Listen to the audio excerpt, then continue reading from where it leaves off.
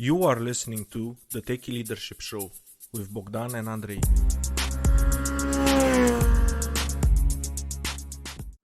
Hello and welcome to the Techie Leadership Show. Today with me I have Mike Ettore. His distinguished record of providing effective leadership and achieving superior results in a wide range of challenging environments stems from his unique professional background.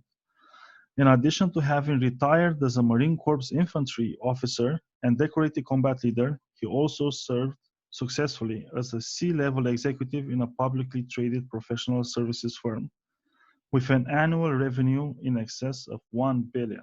Ooh, impressive. I'm already excited about the interview.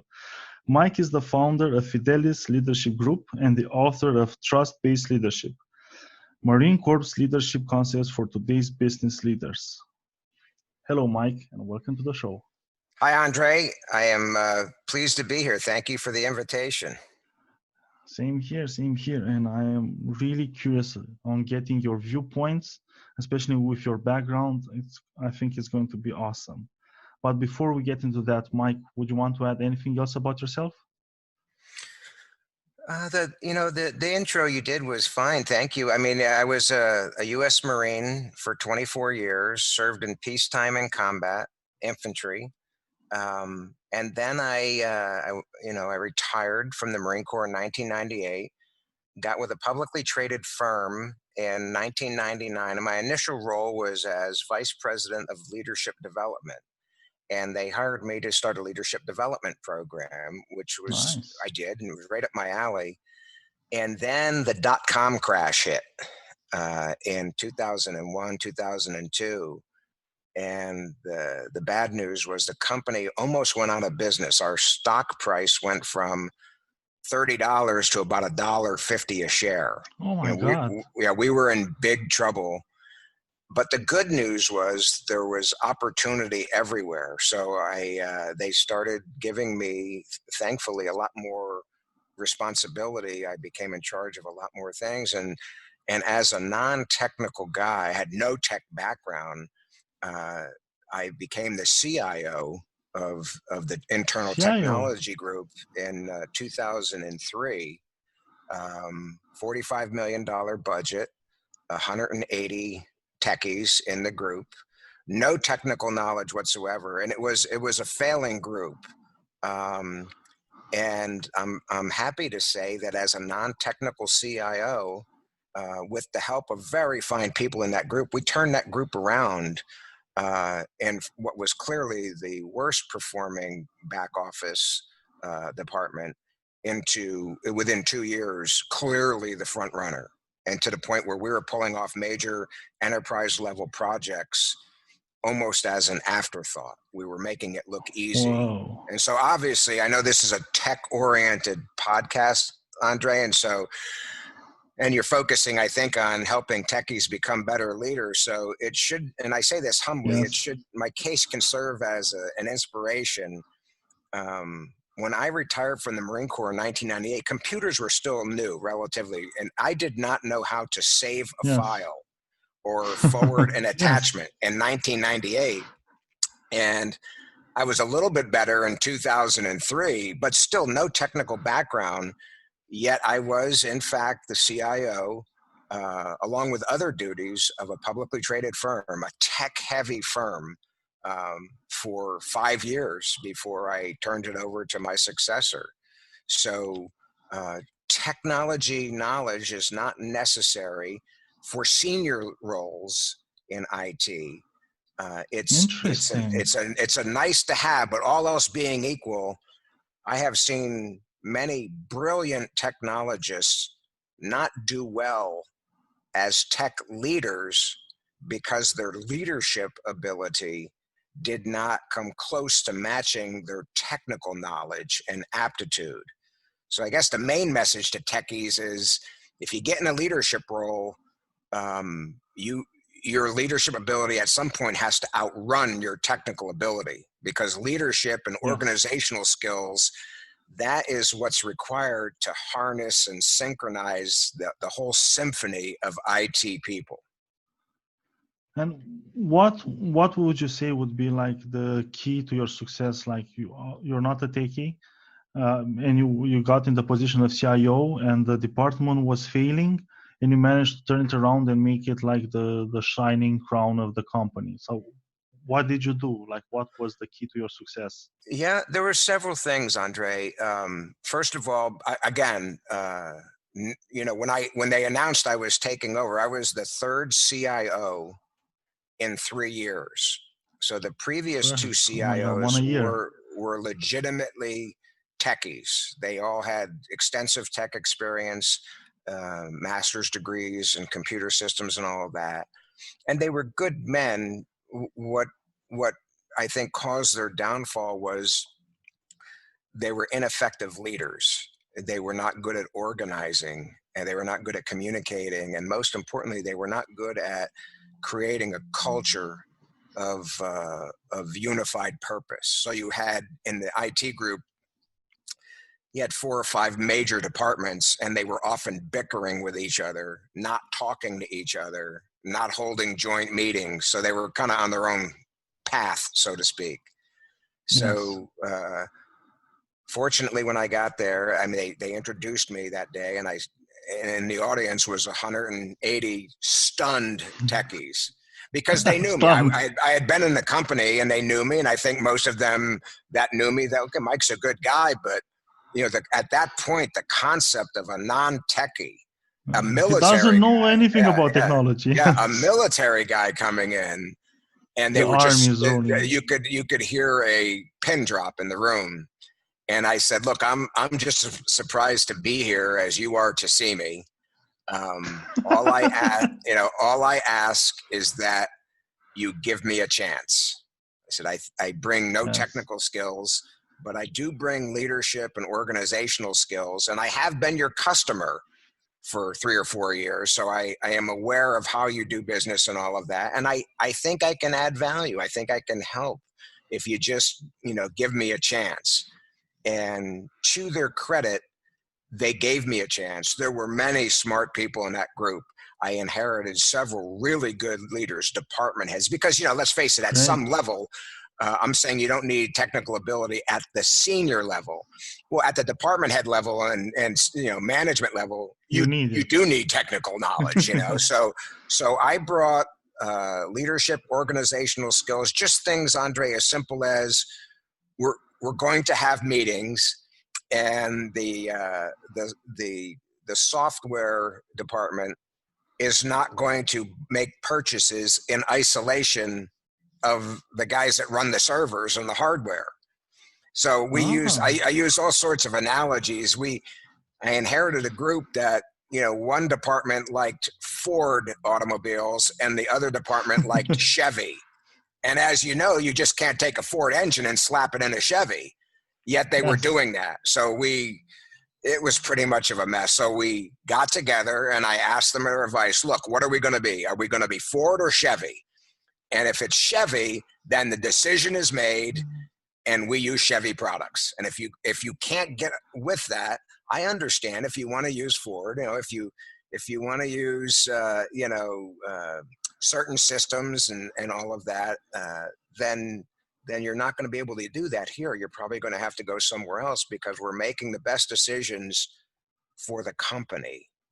And they fell in line really quickly. Yes. It was less my leadership and more, I think, that they were thirsting for that kind of organization and decision making, and like, okay, here's the play. We've all agreed we're going to do this, and let's do it. Let's execute. So, would you say that basically the key to your success, like in that role, is that you opened up channels of communication across the whole division and got them on the same page? Yes, absolutely. In fact, as the CIO, um, I often thought that having no technical knowledge was actually it was a strength in that particular situation, because I had no personal biases whatsoever. It's hard for technical people. You've been a techie for 15, 20, 25 years, and you have biases, and you prefer certain technologies, certain tools, certain apps, certain Yes. systems, certain products, but they may not be necessarily the best for your particular business environment. So I had no biases. Now I inherited people with biases, and here's where I added value. I made them sit down in a room and on a chalkboard list the products and list the pros and cons and a matrix, and mutually come to an agreement. Yes, in this case, this suite of products is better for our company and our business goals than the other suite. And I found once you gave people the chance for honest debate and scrutiny, that the decision may not have gone their way, but they saw that it was a fair process, an unbiased process, and they fell in line and supported the decision. In every case, I can't say enough good about them. I was a successful CIO, but I'll say this: no technical ability. I did have leadership and organizational skills, but everything that was needed to succeed was already in that tech group. It was already there. We made no major hires after I came. And I think Whoa. that the previous two CIOs that sat on the same group, same talent pool, what for various reasons, and I'm not bashing them, I'm sure they have their side of the Yes. story. For whatever reason, they just were not able to synchronize and harness and focus the effort along a unified path. And so that was what I was able to do, with the great support of all the way down to the last man and woman in the org chart, so to speak. It was a huge success. They gave me a chance, and I like to think that together we proved that leadership is always the answer in any environment, even technology, where you have a lot of smart people Yes. who don't necessarily want to be led. Or they're very smart, and sometimes they think they're smarter than everybody else and all of that. So and that's a good thing. It's not a bad observation, but it takes real humility for technical people to be willing to listen and follow the lead of a non-technical person like myself. So it was a growth experience for me, a growth experience for them. I remain friends with them, and I just loved the whole experience. And Mike, I don't know if you understand how powerful this is, like for techies, at least for me, because I have a technical background, a pretty heavy technical background. And for your story, I just realized like one of the major let's say weaknesses that technical managers were managers of technical people that have a technical background themselves, the managers have, is the fact that they have a bias for specific technology, specific way of doing things, and they try to, because now they're the leader, you have, even if you you want to at least to influence or send them towards your bias or convince them to work towards your bias. And as techies, we love to debate about technology a lot. So and you have like, I don't think you have like really, you have interesting meetings when you're debating technology, but as techies with other techies, sometimes you don't come to a common understanding. You just spend a lot of time debating pros and cons, really good conversations, but not productive for the company. And the fact that and I think this is like a key that every techie manager should take, is even if you have biases, your job is don't impose your ideas, don't try to force them, get the team to work on their biases and come to a unified bias themselves without you trying to steer them in any direction. And if they get to that unified bias around what technology stack to use, what's best for the company, then they're going to use it. But if you also come with your viewpoint, it feels like it's an unfair game or conversation, because you are the boss in a way, and you can steer it in whatever part. And they don't. I, as a techie, would not feel like it was a fair discussion about selecting the best for the company, because hey, my manager has more power and he's going to push whatever he likes, and I might not have had the opportunity to express all my ideas or have them given like the opportunity to shine as they should. So thank you for sharing that. No, I And absolutely. I will add. I agree with you. And in the scenario you describe, where interesting meetings, interesting conversations, but no closure, that's where the technology leadership comes in. And especially if and most technology leaders have a tech background. And so, to use an example, if a technology leader favors, has a PeopleSoft background, but others are arguing for Siebel. It used to be, I think they bought Siebel, but you get my point. Ford and Chevy. I think it is incumbent upon the leader to stand up and say, "Hey, you all know that I have a PeopleSoft background. I want to make sure that you understand that I am not directing you to recommend a PeopleSoft product.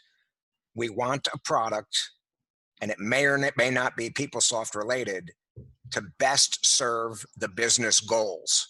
Yes. So I'm going to be a little bit surprised and disappointed if you tell me automatically it's PeopleSoft. I'm going to drill into you and make sure there's a thought process. Why? Why PeopleSoft and not Siebel? Yes. Why not, Salesforce.com? Whatever the technology is, whatever it is, it's incumbent upon people with biases to make sure their group understands, I really do want your best recommendations as a team, and we're going to discuss it in length. And like, how did you arrive at this particular suite of technology, this technology stack? How did you arrive at this as your collective number one recommendation? Because we're getting ready to invest millions of dollars. And Yes. first of all, it's got to be right. And second of all, I don't want 3/4 of the team to be sitting there upset because the dominant department head got his way just by force of will. Because we've all seen that. And that's a recipe for disaster. So I think it always comes back to leadership, to set the culture. First of all, I used to tell our techies, I used to make them repeat it. I used to start every meeting.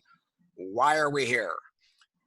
We are here to support the sales operations of a staffing company. Because I told them early on, look, fellas, I know you want to do good things, techies, and you want to projects, and you want to build out your resume. We're going to get to do that. But make no doubt about it, the company is not here to support IT. IT is here to support and enable the company. And we can never, ever forget that.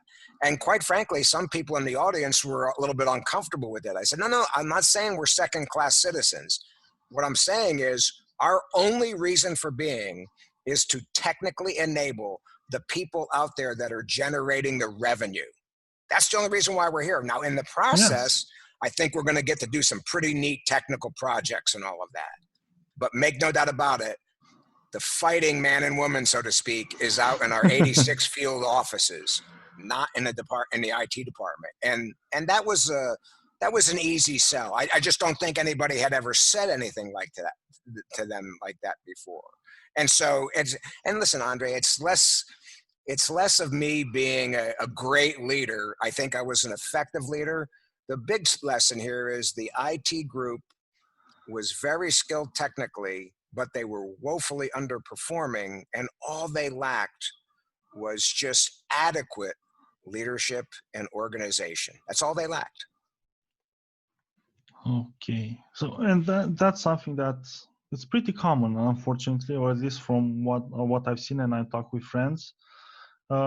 It's something that, and as you said, I'm really happy that you said that it's not something that's difficult to fix. You just have to step in and make sure to bring everybody together and say, like, these are the goals, paint the vision, and let's move forward. And you're absolutely right, Mike. The goal of the tech department is to build a product that gets used and has happy users that will give money back to the company. And the more money the company makes, the more the tech department is going to get all kinds of tools and toys to play and have like fun projects afterwards. Absolutely. But if there's no money around, there's not going to be any toys around. Absolutely. You hit it right on the head, Andrei. And Mike, I guess this would be like, it is an awesome leadership success story. And I didn't get to ask you the question. It just appeared like through the conversation, and it's Yeah. so awesome. I like it. I'm really curious now, what would be a leadership failure story that you had the unfortunate experience of witnessing? A leadership failure? Yes. Yep. It was my own. As the CIO, we were getting ready to Okay. do, so we're a $1 billion publicly traded company, and we were doing an enterprise level systems integration.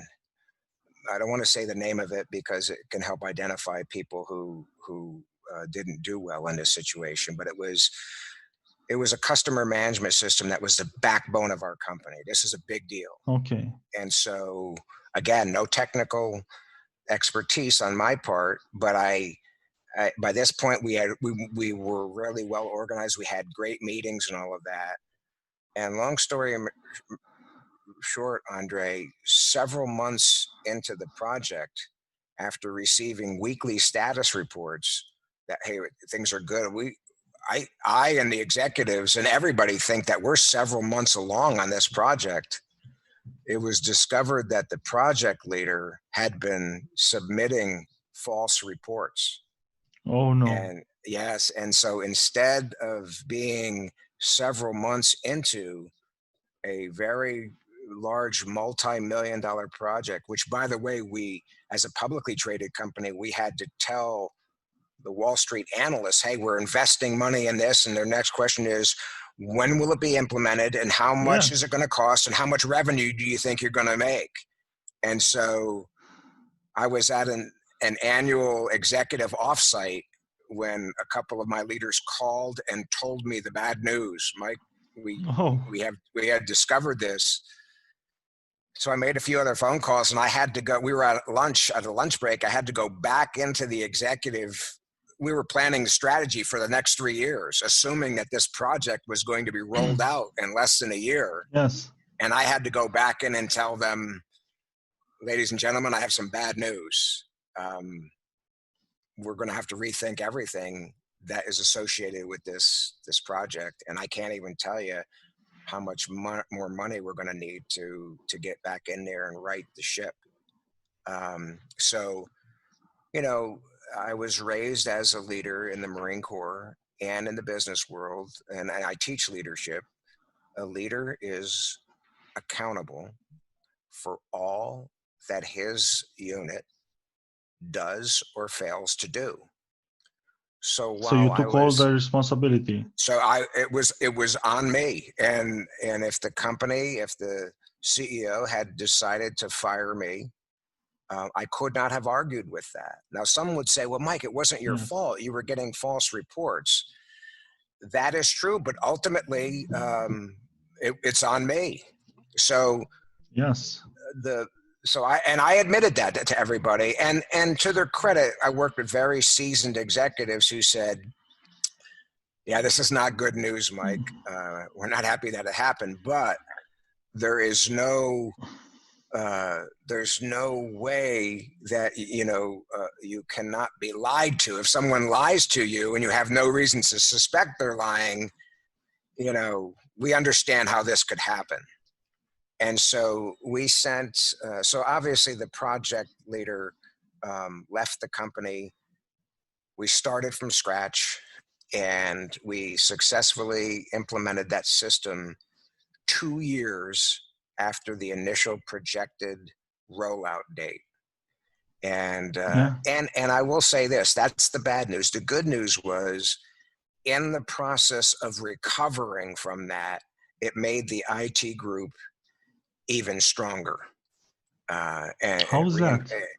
Well, first of all, they realized that my insistence on perfect integrity and truth in reporting, that I wasn't kidding, that I was taking this professional at face value, never suspecting that the reports were false. And I think it's instructive to say, Andre, at the end of the day, we believe the reason why he falsified the reports was early on, within the first couple of months, the project fell behind, and he was embarrassed professionally to raise his hand and say, we're not where we're supposed to be right now. I need some help. And it was, I think, vanity on his part and pride. And I tell all the techies out there to listen, raise your hand, tell people when you need help. The non-technical executives making the decisions, they want to help you.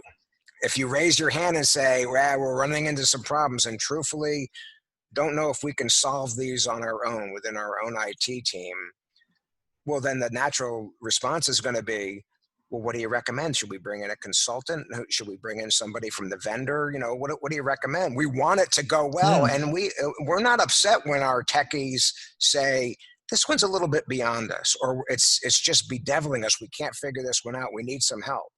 Okay, we understand that, because the business executives, they don't have all the answers either. So if they are happy to bring in consultants and talk to people, why would technology folks think that they wouldn't afford the same kind of consideration to their technical teams? So the bottom line is, techies, know your limitations and be willing to know that you don't know it all in some cases, which I find a lot of techies are unwilling to do. They pride themselves in their intelligence. It's hard. And there's ego there. And I prefer the guy to say, well, I'm pretty good, Mike. I'm not saying I know everything. And I know enough now about technology, Andrei, to know that you may be an expert right now, but if you don't keep up with it 18 months from now, you're already behind in your application or your hardware or whatever. I mean, it's like in fact, I think the learning curve in IT is even faster than being a physician. A doctor that graduated medical school 30 years ago, a doctor, he didn't learn in med school about, knee transplants and hip replacements and all of that. Now that same doctor 30 years later has had to learn and keep current. And so he's doing operations and medical procedures that he couldn't even conceive of in medical school. Well, I think the need for technology people to view themselves as lifelong professionals is even more important, because the technology curve is much shorter and faster. And so I think my techies all told me, yeah, Mike, if you don't keep learning in any aspect of IT, you got maybe 2 years to be relevant, but after 3-4 years, you are well behind the pack now, well behind, and on your way to being yesterday's techie.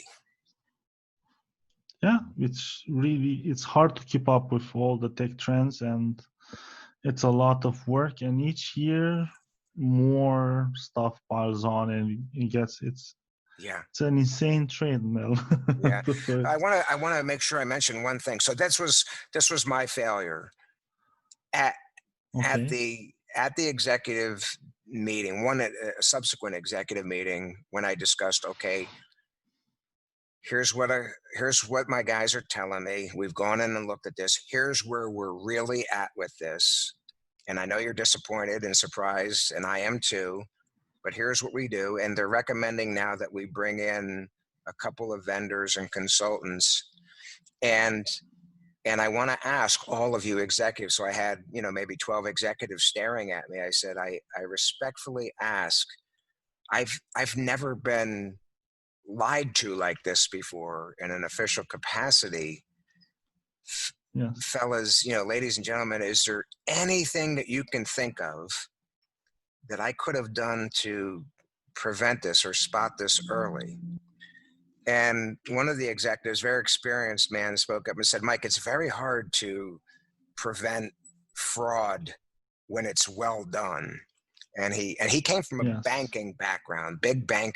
He was a CFO of a major bank in America, multi-billion-dollar, very experienced executive. And he said, what I would recommend is, in the future, starting now with this renewed project, is that you bring in external auditors at various points in the timeline, the project timeline, so that you have assurance that the reports for week 10 are legitimate. Like, these are techies, they're coming in and they're like, yeah, your people say they're there. that they're at step 5 of a 15-step process. And we looked and they are at step 5. And it's actually, they're doing well. And we gave them some tips. So I adopted that. That became a standard operating procedure for all future technology projects and initiatives. We would bring in external, now these are hardcore techie auditors. Yes. We would tell our team, look, it's not that we don't trust you. It came about because of the bad situation, but situation. they actually started looking at it as like a contest. It's like, well, we know Mike is going to bring in these auditors, and they want to find something to justify what Mike and the company are paying to them, and we're going to do this so well, they're not going to. And after a couple of years of doing this, the auditors, they were great guys, and they said, Mike, I got to be honest with you. Not only are we not finding anything wrong, your team is really good. Like you probably don't need us anymore. And I said, well, I love that, but we're going to still keep going because it's become a practice now. Because I do think that everybody needs to know that even when you're doing well and all that, having some uninvolved, knowledgeable eyes looking at your work is positive. And, you know, these auditors went from checking to see if we were failing to observing and saying, fellas, I got to be honest with you, you're doing it better than anyone we've ever observed. However, you might want to look at this. I think we think you might be able to do this one slice better. And so it was a great relationship. We used those consultants for a few years, several years actually. And so it really turned around the IT group in the sense that we trust you, but we know you don't have all the answers, and it's your baby, and nobody wants to call their baby ugly. And so we're going to bring somebody in from the outside with an unbiased view who has looked at many projects like this to see where we're at and offer recommendations. And it was a win-win. So I throw that technique out there as one that I didn't think of, but I adopted. And I believe that, 20 years later, they're still doing it in that firm. It was a wise decision. And by the way, as an executive coach for the last 7 years, Andrei, I have recommended that technique to countless executives, even in non-IT related projects. And it always it turns great every time. I think it's a really great idea, and it's something that you just. I got like a big nugget of knowledge now because I never thought about bringing outside auditors to look. So like, I know about tech, I can look myself, but it still gets into the egos can get in the way of actually evaluating correctly the project, and you get in all kinds of discussions. But if you have an independent, unbiased third party that comes in, they do the evaluation, they give you the report. There's nothing to have like hurt egos or anything about it. It's just the truth. It's honest truth what happens there. Absolutely. And this was not an adversarial relationship. These people didn't come in like secret police or anything. And a lot of that had to do with how I and the tech leaders explained their presence to the entire tech team. This is why these people are coming in. This is a good thing. And I'd love to have them come back to me and say, Mike, you've got the best IT group I've ever seen. We didn't find anything. And for the most part, within a year or two, that's exactly what they were saying to us. So it became a contest, a good contest, where I and the executives learned that our IT group really was as good as we thought it was, because we had smart outside people. What more can you want? Telling us, hey, we have been in 25 IT departments this last year, and we've seen 12 of these same exact projects going on, and you guys are at the top in almost every category of this project rolling out. And so that was a real confidence builder. And I know a lot of tech. One of my department heads is now the CIO of a $4 billion company.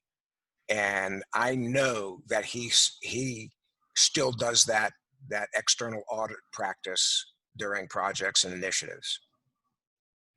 That's I'm telling you, like from my experience, that's a really, really amazing tip, like a pro tip. And it has, especially because techies, they're highly competitive, especially with other techies, and they want their work to be appreciated. And that's something it's unspoken. Like most techies, they starve for appreciation, and the only way to get it is mostly from other techies because they can understand the level of their work and what's going on, and the kind of sweat and tears and blood that goes into creating what you're working on. And having like an external party could, I believe, could really motivate the department to do better work. And if they get good feedback, they're going to do even better work, and they're going to be like really proud about it. I Now, agree, Mike, Andre. And yeah, I one thing before we go on, I think it is the role of the IT leaders to recommend this practice to the senior executives who have no IT experience. And if you think about it, yes, IT folks are asking non-technical executives, decision makers, to give them millions of dollars in capital to do yes, projects. If you're asking for $12 million to do a systems implementation, I seriously doubt that the executives are going to be upset at you if you ask for another $100,000 for external auditors to come in yes, 6 times during the 18-month project. They're not going to be upset at you. In fact, they're going to for be sure, impressed by you. And one yes, last thing on this, and we'll move on, Andre. The external auditor tip did not come from an IT guy. It came from an yes, executive with a financial background. And in finance, as you know, a publicly traded it's company in common. America, we get by law we have to have public auditors come in once a quarter to say, yes, the financial statements are real. We are putting our reputation on. We've gone over the books. If they said they made 23 cents a share, we agree it's 23 cents a share. So he was used to an audit and controls background, and he suggested the technique to be applied in a technical setting, and it worked great. So IT people tend to think they know it all. And I would say a lot of the best techniques and all of that my techies learned came from non-technical origins. Yeah, and it's amazing. And Mike, based on your 24 years in the army and then a couple of decades in the private sector, what would be your leadership philosophy? Well, I have to correct you. I wasn't in the Army. I was in the Marine Corps. In So the Marine Corps. this would be like me I'm not saying, from the US. I don't know the yeah, differences. it's yes. Well, you know how your nation has different branches of the military. Okay. And if you tell someone that's in the Air Force that they're in the Army, he was no, I am in the Air Force. I'm a pilot. You know, so we have the same thing here in the United States. We have the Army, the Navy, the Air Force, and then the U.S. Marine Corps. And so I was in the Marine Corps for 24 years. So it's not important. I know there was no slight intended, but No. Here in Romania, it's just the army, and then it has okay. branches. So if somebody serves, it Oh, says okay. he's in the army, and then you can say like he's in this specialization of the Oh, army. I see. Yes, yes. No, Yeah. no problem. No, I understand that.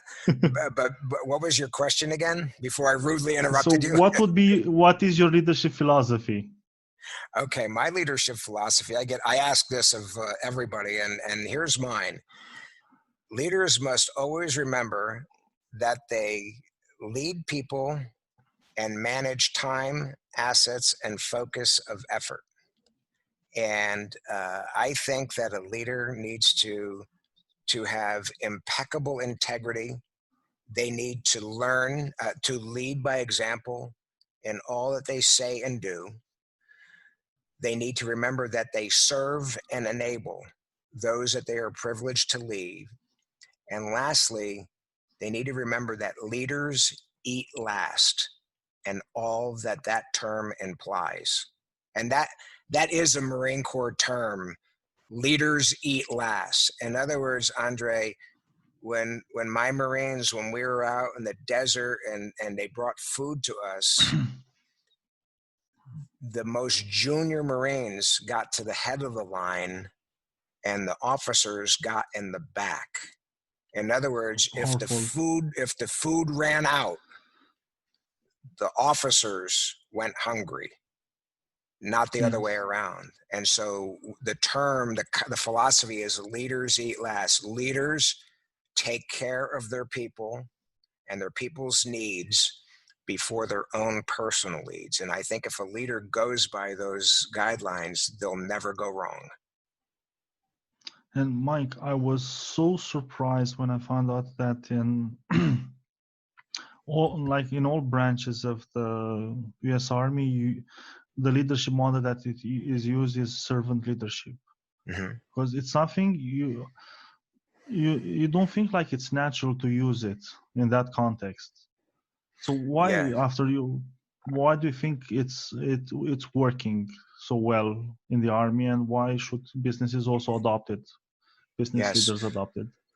The Marine Corps is absolutely based on a servant leadership model. In fact, in 1921, one of our famous generals, who was in charge of the entire Marine Corps, he actually wrote a document that was so good it's still used. And he described the relationship between officers and their men, their lower ranking enlisted men, not to be one of master and servant, but rather as teacher scholar. And so the term teacher scholar relationship is still very, very much used in the Marine Corps. And his name was General John Lejeune. And he set the leadership philosophy and culture for the Marine Corps that still exists today. And if you read that, you would say, yes, I want to be led like this. And I would certainly want my children to be led by a leader like this. So it's servant in any aspect. It's any aspect, leaders. And I adopted that into business. And to be fair, all of the U.S. military embraces that culture. And I have found that the very best leaders in the business world embrace that culture as well. Leaders exist to serve and enable those they are privileged to lead. That's the only reason why you're there, is to ask your people, how can I help you? What's bothering you right now? What's the friction points? What do you need? Do you have everything you need? I mean, a leader needs to be asking questions. And even if it's a manufacturing plant and they go down and what can I do to help? Well, boss, I'll be honest with you. It's incredibly hot here. Could you get some water fountains installed? Yeah, I can do that. And so just a simple act of getting water fountains in a manufacturing plant and putting some fans in, you've taken care of your people. And they see that. They see it's you've got a multi-million-dollar auto manufacturing plant, and you're going to say no to $20,000 worth of water fountains? Of course you're not. It's just crazy not to do it. The leader has to walk down there, Andre, and see and say, you only got 2 fans. Would you like more fans? It's hot here. How can I make it? Can't air condition it because of the nature of the place, but how can I do it? Well, yes, more fans would be helpful, and more water coolers and all of that. And I have personally seen that done. And if leaders remember that they serve and enable the people they're privileged to lead, they'll never go wrong. And Mike, I'm really, really curious. It's like a personal curiosity. Is in all the movies where the Marines appear, and you don't see the servant leadership in action.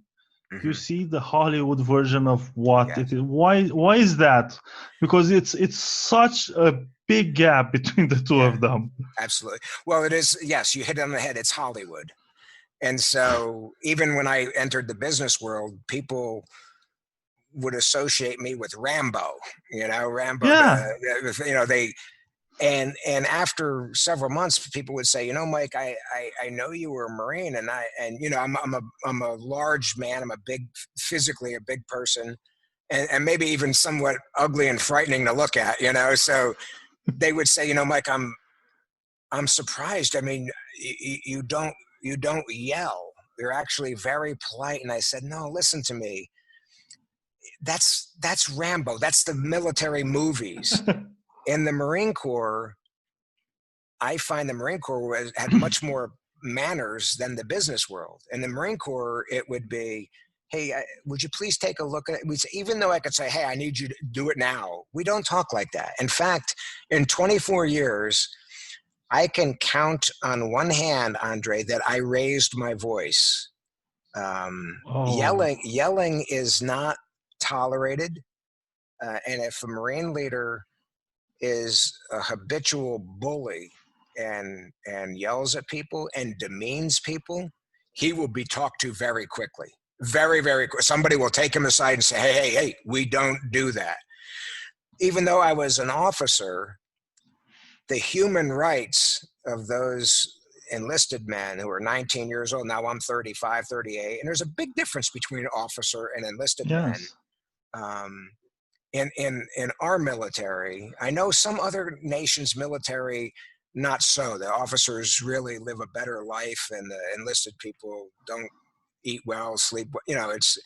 And so it's their culture and tradition. But that is not the U.S. military's culture and tradition. So I'm not making fun of other people. I'm just telling you how it is with us. Yes. I as an older guy now, 40-year-old Marine Corps officer, I would look at a 19-year-old Marine like he was my son.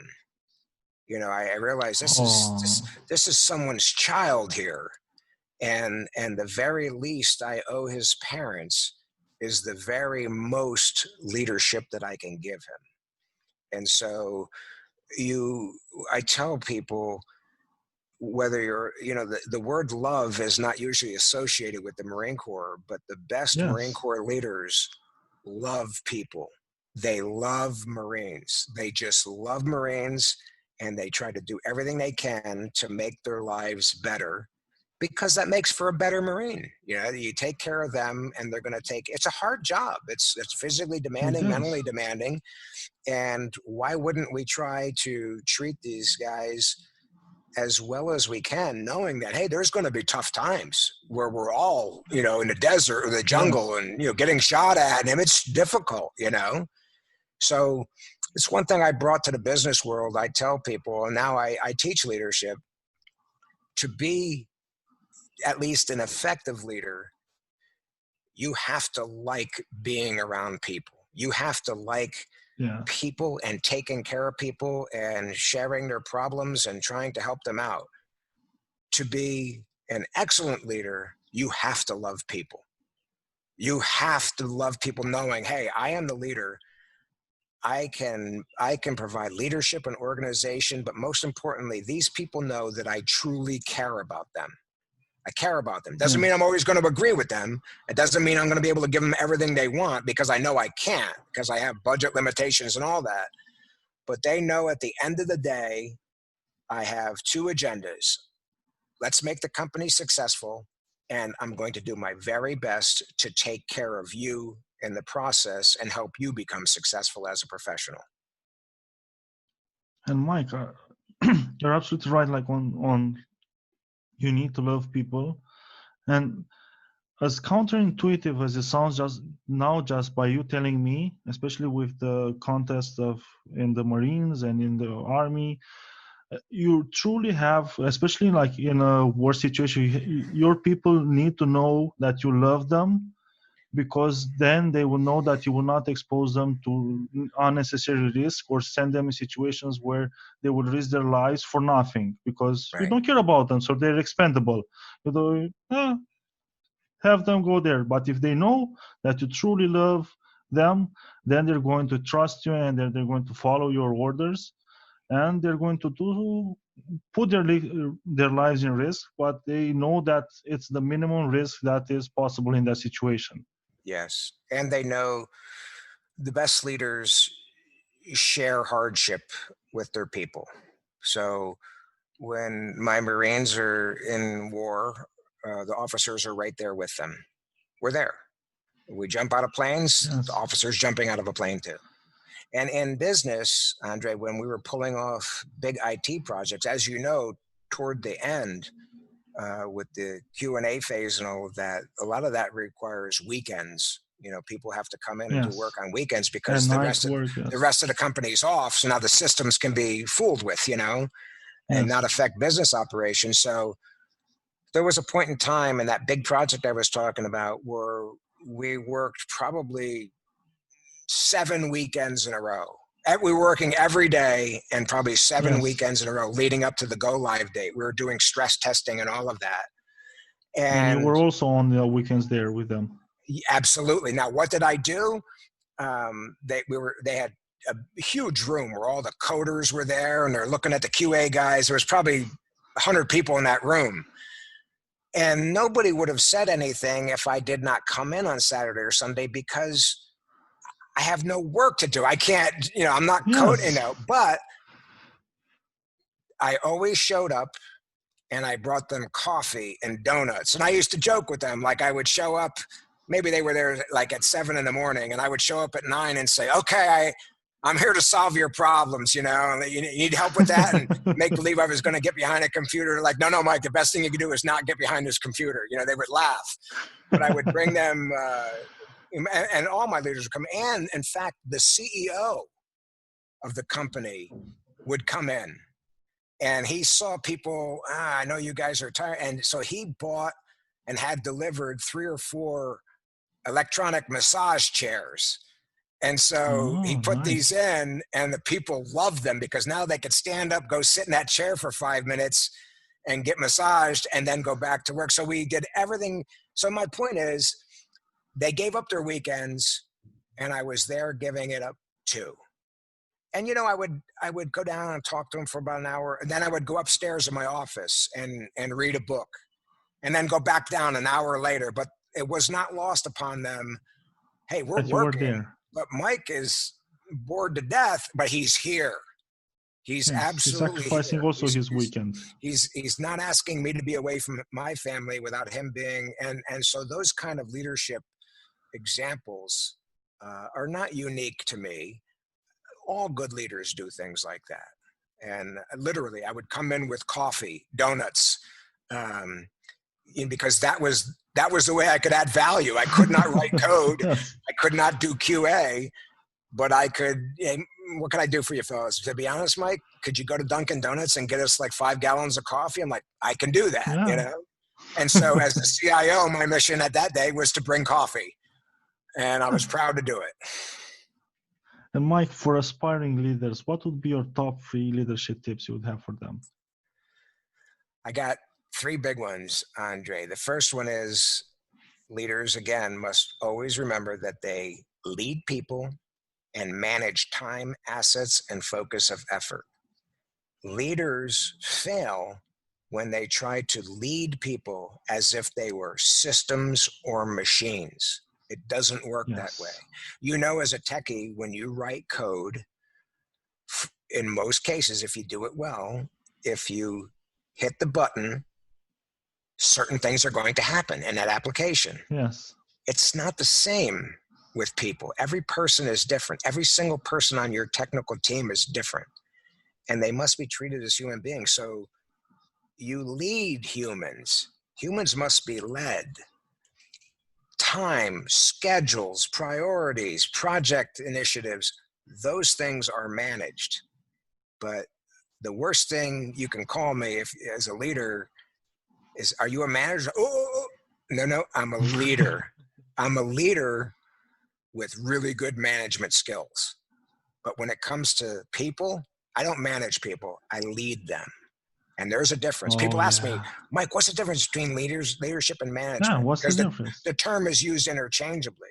And I say leadership is you lead people and you manage things, time, resources. And management is important. You cannot be an excellent leader without being an excellent manager as well. But you can be an excellent manager, and if you are a poor leader, you are not going to be highly successful. So the magic won't happen. So that's the first tip. The second one is what I call the leadership epiphany. Epiphany is a term in the Bible, we're awakening. Yes. So the leadership epiphany is the day that a leader sits back in his office and realizes, I don't have to have all the answers. people do not expect me to have all the answers. And statements like, I don't know, and what do you recommend, are actually signs of strength in a leader, not weakness. And Yes. the earlier a leader can have the epiphany, the better off they are. Because excellent leaders, I mean, look at me, I took over a tech group. Of course I had no knowledge. So Yeah. I had to say, I don't know. What do you recommend? Could you explain that to me? And those statements by any leader, even knowledgeable leaders, even techies who have knowledge, those bring out the best from your people. So have the It's a leadership, form of courage. absolutely, have the leadership epiphany early. Obviously, not only did I not know everything about technology, I knew nothing about technology. And so I am proof that you don't have to have technical knowledge to be a good IT leader. But for those with technical knowledge, you still have to have the humility and the patience to say, I'm not sure about that. You're more current. What do you recommend? I mean, it's been a long time since I did any coding or worked with hardware. What do you recommend? And even my department heads who were bona fide technical people, they all told me, no, Mike, listen, I've been in leadership positions now for 10 years. I don't know as much about these applications as the 25-year-old working on them. Like I know the concepts and all that, but if you ask me to sit behind his desk and do what he's doing right now, it's not going to be pretty. Yeah. That's not my Yes. job anymore. My job is synchronizing and harmonizing and all of that. My job is, that was 20 years ago when I was actually doing the coding or configuring those servers and things like that. I'm like, oh, okay, I get it, you know? So that's the second tip. And then the third one is I call the 3 big questions. Leaders of all ages and experience should always ask the 3 big questions. And the 3 big questions are of their people. What should we start doing? What should we stop doing? And what should we do differently? And then just shut up. And you will get, if you have a good culture and people know that you really do want to hear their feedback, yes, that's you will get incredible answers. They'll say, well, Mike, you know, we spend 3 days a month putting together this report. And I'm like, okay, what do you think? Well, Mike, we're not sure anybody reads it. So I would go around and ask the hey, do you read this report? And they're like, no. I mean, we needed that 7 years ago when the company's in trouble, but right now we don't even look at it. I'm like, mind if we stop doing it? Like, nope. But because my team suggested that, now I freed up 3 work days of probably 8 people. Oh, yes. So we don't do the report anymore. Or in some cases, the report used to be, 25 pages. And now that there's confidence and things are going well, we can reduce that to a 1-page summary of report, 1 page. And so, but I didn't know that. I didn't know to make that, but it's the people, Andrei. If you ask the people at the lower levels, what should we start doing? What should we stop doing? And what should we do a little bit differently? They always have answers. It doesn't mean you have to agree with them, but in many cases, they will bring in things that you wouldn't have thought about, and it's really easy for you to help fix. So the 3 big questions, I think that will, I will tell you, it's not only for beginning leaders. I did this as a senior leader. But as a leader, it's important that you have created a culture that when you ask the question, people are willing to give their answers. If someone says, well, Mike, I don't think we should do this. If I yell at them and say, hey, well, and I snap at them, that means no one ever again is going to open their mouth.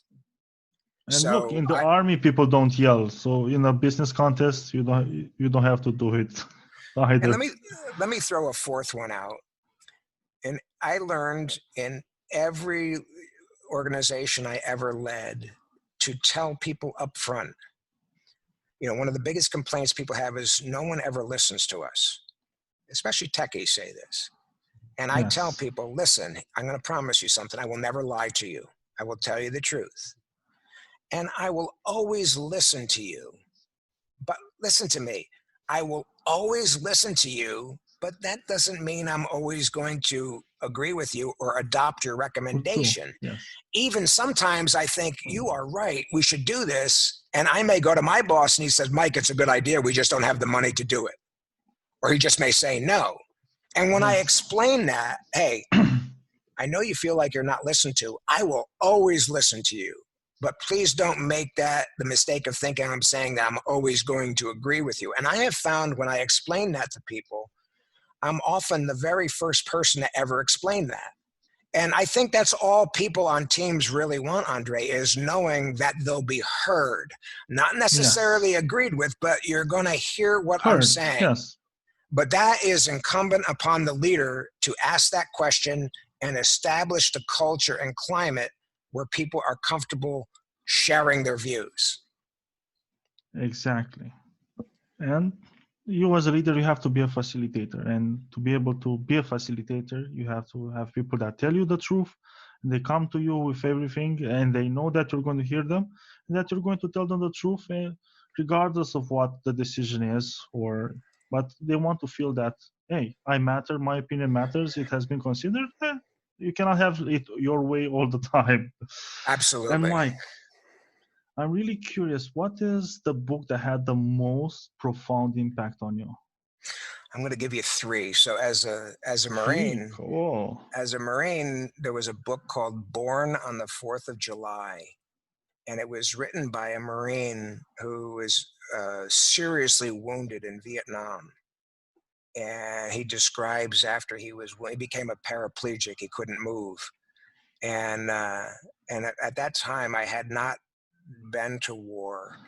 And as I read this book about all that he was going through, I remember feeling almost sick when I read it. Like, my God, this profession can be very costly. It can be very ugly. So it woke me up, especially as a leader. Like, you have to do everything you can to minimize risk and employ your unit smart and intelligently and tactically and all of that. Because you love your people. As a leadership book, I will tell you the leadership journey, Andrei, is I'm 63, I'll be 64 in less than a month.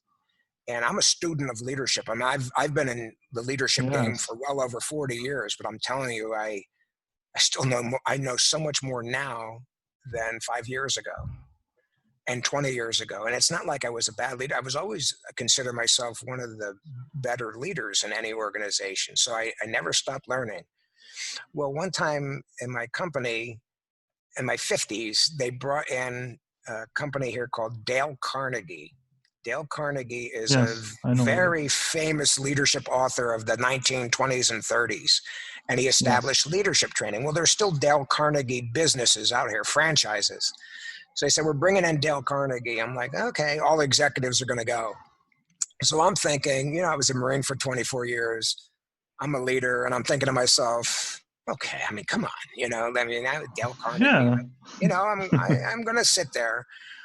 Well, I went into it skeptical, like, come on. I mean, this Dale Carnegie, by their own admission, was entry-level basic leadership training. But I sat there, and by the end of the first morning, I was like, this is really good. And then they said, okay, tonight, they gave us a book, Dale Carnegie, How to Win Friends and Influence People. It's a classic book. And I had seen it before, but I never read it. So they said, tonight, we want you to read these 3 chapters. I'm like, okay.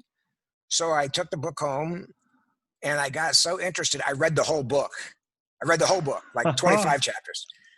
And then the rest of the next day was excellent. And I realized, Mike, first of all, you didn't necessarily need this because you are an experienced leader. But if you had this years ago, you would have been even a better Marine leader. And as I looked around to my left and right, I saw executives who really had no leadership training, and they were into it. They were like taking notes and all of that. So I said, you know what? This is really good. And so I started handing out that book to my people. And so I consider myself an expert leader, a very knowledgeable leader. I think I can go into any organization as a leader and help make things better. But I am never bashful about saying that's a really good book. And I learned a lot from that man in my 50s. And he's been dead for 60 or 70 years, Amazing, He's yeah. been gone a long time. So the fundamentals of leadership never change. And the message is you have to keep learning. And even an old guy like me in his 50s got that book, learned a lot from it. So it was, when people ask me about books, I always tell them this story. I've written my own book. I think it's good, but Dale Carnegie's a good book too. Very, very good book. And he wrote that book probably 40 years before I was born, 30 years before I was born. Yes. So it's still relevant and timely. It's a classic. And then last, for a personal book, I don't know if this is printed in your country, but there's a classic book called The Millionaire Next Door. And yes, it is. It's a classic. And so I like to tell people that, I've done well financially, Andre. I like to tell people that I read this book before I had any money, and I read it a couple of times after I have money, and the principles apply. That the whole concept is American is living in a regular neighborhood, and he's got, maybe in US dollars, he might be making $60,000, which is okay, but not not a lot here. But next door to him is a plumber making $50,000, but after 20 years, that plumber is worth over $1 million because he drives old cars. He doesn't spend a lot of money. He wears clothes, he doesn't buy clothes every week. He goes out to eat maybe a couple of times a month instead of 5 or 6. And so he saves and it shows how someone making average or mediocre incomes, how different people end up at different places at the end of their lives. And that book is so good that I gave it to all my children. I gave it to all my nieces and nephews. And I think every young person could do well around the world to read that in their teens and 20s, because it can give you really good personal financial habits and all of that. It's just amazing to me how certain people can squeeze so much out of $50,000 a year, and others are making $50,000, but they're spending $80,000 a year. Yes, and they're in trouble. True. So those are my 3 favorite books in those categories. And it's funny because we as a society, everybody wants to have more money and get rich and be a leader of some sorts. And the common view on leadership and how to get rich, they're so skewed. It's amazing. It's like only the wrong messages get out and all the good ones are kept secret. I don't know why, but it just is like that. Well, I agree with that. And, in the United States, we're a capitalist country, and that's a good thing because it rewards initiative and all of that. And I tell people, if you get known as a good leader and you can help teams produce consistently superior results, you will never lack for a job. And in this country and industry, the higher you go as a leader, the more compensation you get. So it can be quite lucrative to be a business leader in America. Yes. Now, that said, you can't go into leadership with the sole desire of getting rich. For money, yes. If you go in and say, I'm going to be a good leader, the financial part usually takes care of itself. But every person that I've ever seen that started out said, well, I want to be a leader because I want to get rich. They tend not to be a good leader, and they tend not to get rich, They love money. They don't love people. If you love people, the money comes. And you know what, Andre, I've realized over time, getting rich is a unique thing to every person. I have a friend who might be the happiest person in the world that I know. And I don't know if he even gets paid. He takes care of a campground in Upper New York State. And it's on a big lake, and he's got a cabin, and every day he puts a picture on Facebook. He's out on the dock, and the lake is there. He's drinking coffee, and he's just happy. Happy. And Yeah. I'm not even sure that he gets paid for that. They might like give him a house and he lives there for free and he takes care of the campgrounds, you know?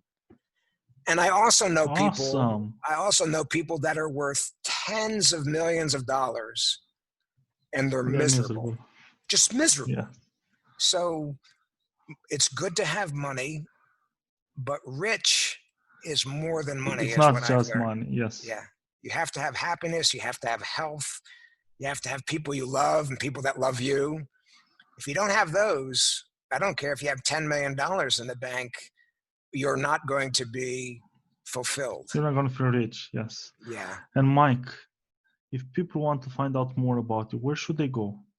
Oh, thank you. I have a website. My company's name is Fidelis Leadership Group. Fidelis is a Latin word that means faithful. And Yes. the Marine Corps' motto for the last 100 years is Semper Fidelis, always faithful. So I used Fidelis. Anybody that knows anything about Marines say, okay, this guy was a Marine. When they see the company in my name, okay, this guy was a Marine. So it's fidelisleadership.com. I have a heavy presence on LinkedIn and Facebook. I post 3 or 4 times a week on LinkedIn. I publish a lot of leadership articles on LinkedIn. It's just Mike Ettore. My last name is spelled Ettore. So I'm on LinkedIn and Facebook. And I'm starting in July, Andrei, maybe even by the time this is published, the Fidelis Leadership Podcast. And the podcast is much like yours, but not isolated to techies. It's for anyone that aspires to leadership excellence. So I'm in the process now of doing interviews of leaders and coaches and experts and innovators and all of that. So Fidelis Leadership Podcast. There'll be a link to it on my LinkedIn profile and the website. And I'll be putting stuff out. But I think people that are interested in your podcast will probably be interested in this because it's free and it's all about sharing leadership knowledge and getting better. And then finally, I did publish a book last fall called Trust-Based Leadership, Marine Corps Leadership Concepts for Today's Business Leaders. And you can find that on Amazon and all the major platforms. And that's a big book, 550 pages. And it is how I was able to apply Marine Corps leadership concepts, the things we've been talking about, in business. Because I tell people I lead people in the business world the same way I led Marines. And that's always a shocker to them. I said, no, people are people. I said, I don't yell, I don't scream, I don't threaten people. Yes. And by the way, I'm not the only military person that has done well in the business world. It just shows you that leadership is leadership, Andrei. Leadership is leadership. Yes. People are people. And so I don't know your language, but I think that I could move to Romania. They put me in charge of something. And if they give me an interpreter, I can help them get better. Because I'm going to treat them well, ask the 3 big questions, For sure. rely on my people. And so if I could do that without speaking your language and knowing your culture and customs, anyone in your country listening to this certainly can elevate themselves as a leader. So this book, for sure, that's what I wrote the book about. It's really a textbook for my coaching programs. I'm going to have some online courses soon, but I do executive coaching. I teach executives, and then often they invite me to make a leadership program for their entire leadership team. And so it's really a textbook for that. That's amazing, Mike. And I'm going to put links in the show notes to your website, LinkedIn, and the book. And I highly, highly recommend people to get the book to see how exactly real leadership is in the Marines and not the movie version, because the movie version has nothing to do with reality. Right. Yes, And exactly. Thank you, Mike. Right. Thank you, Mike. It's my pleasure. I hope this episode adds value. I hope at least one person gets something out of it. But thank you for the invitation. It's been a pleasure. It's been my pleasure also, and I love the conversation. Bye. Thank you. That was today's episode. Tune in daily. Rate, like, subscribe, and share, please.